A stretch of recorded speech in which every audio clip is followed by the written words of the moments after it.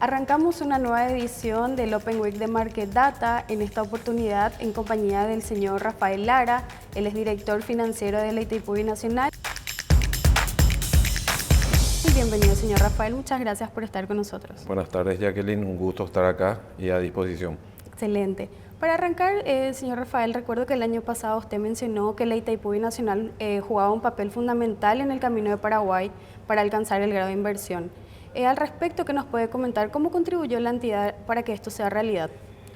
Sí, de hecho Itaipú siempre fue un buen aliado de la economía paraguaya. Indudablemente el aporte que ha dado Itaipú en los últimos años en cuanto al crecimiento económico y a la economía en general es indudable.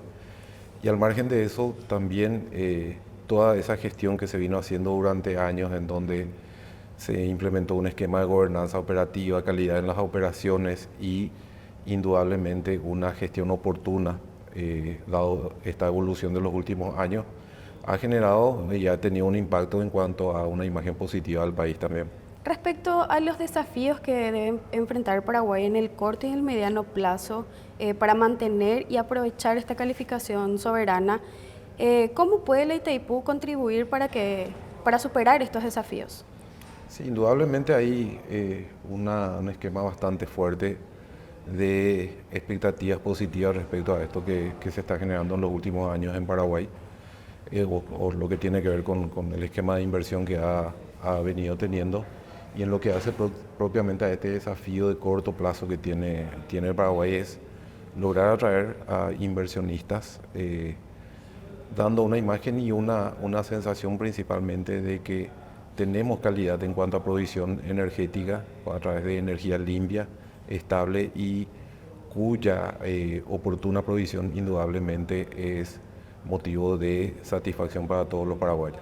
En ese mismo contexto, ¿qué medidas está tomando la entidad para elevar la confianza de los mercados internacionales, justamente aprovechando que Paraguay tiene un excedente de energía limpia y renovable?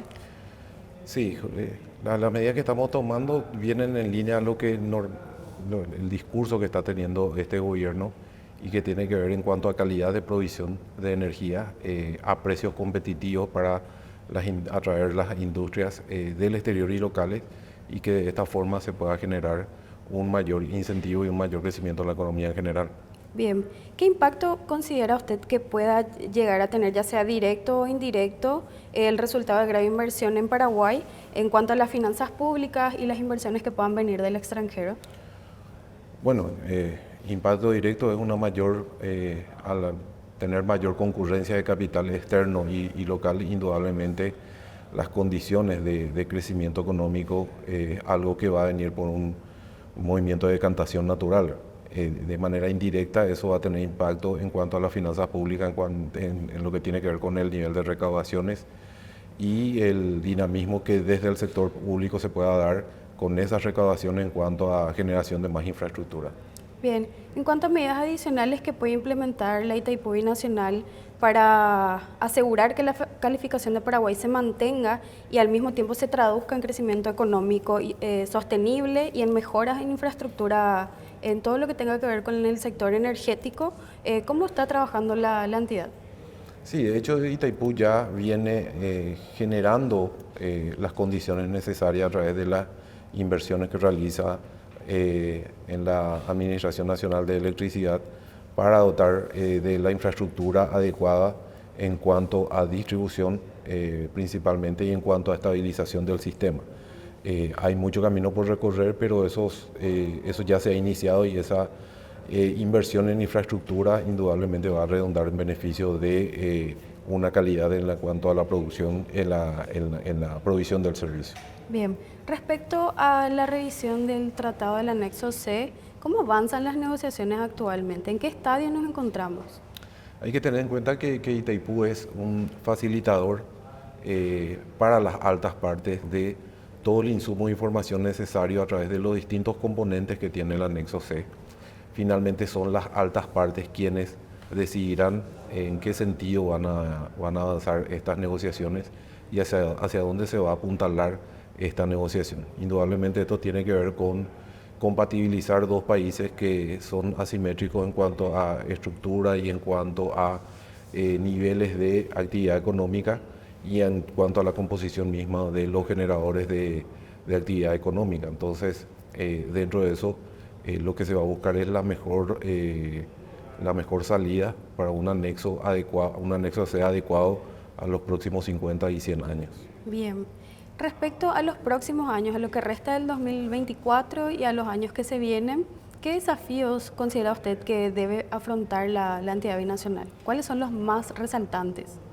Bueno, como te decía recientemente, hay que tener en cuenta que el anexo C se hizo en el marco de una construcción de la hidroeléctrica de forma tal a que pueda ser amortizable en un periodo de tiempo toda la deuda que se contrajo para la construcción de esta hidroeléctrica. Actualmente estamos en una situación en la cual ya se ha amortizado la totalidad de la deuda y ya no tenemos ese componente de deuda que de alguna forma marcaba la tarifa y marcaba cuáles son